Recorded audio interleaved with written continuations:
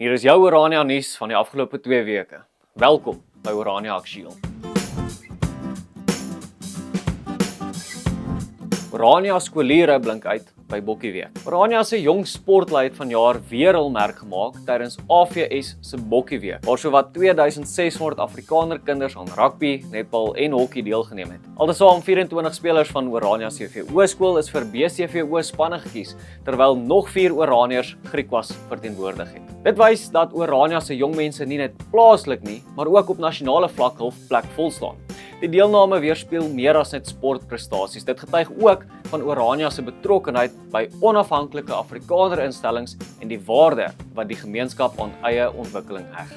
BKO vier graduering en verwelkom nuwe studente. Bo-Karoo opleiding het onlangs 42 studente se suksesvolle voltooiing van hul tegniese opleiding gevier. Vir hierdie studente begin nou die volgende fase van hul loopbaan, naamlik werksplekervaring, voordat hulle hul finale vaktoetse aflê. BKO ondersteun hulle steeds gedurende hierdie tyd deur te help met werksplasings en begeleiding. Terwyl die een groep vertrek, begin 'n nuwe hoofstuk vir die instelling. Vir die eerste keer verwelkom BKO ook 'n middeljaarinname van nuwe studente. Hierdie uitbreiding beteken dat die kampus se fasiliteite derentyd benut word en dat meer jong mense die geleentheid kry om hulself as gekwalifiseerde vakmanne te ontwikkel.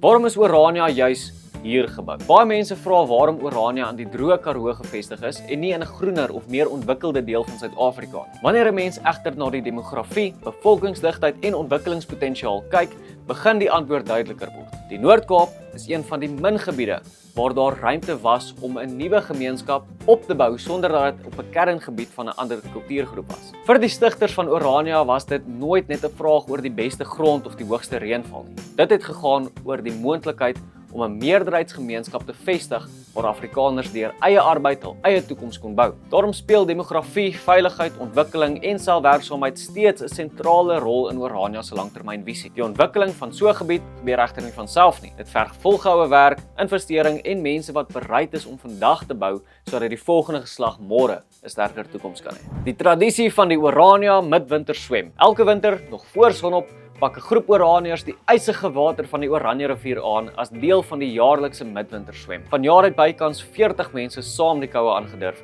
voordat hulle om 'n vuur saamgekuier het en ontbyt geniet het. Die tradisie strek egter al verder as Orania self. Oraniërs wat elders woon, selfs so ver as aan Qatar, het ook deelgeneem deur hul eie swembaddens met yskoud te maak en simbolies saam te swem. Die midwinterswem gaan daarom oor meer as net die koue water. Dit gaan oor gemeenskap, deursettingsvermoë en die unieke kultuur wat Oraniërs met mekaar deel.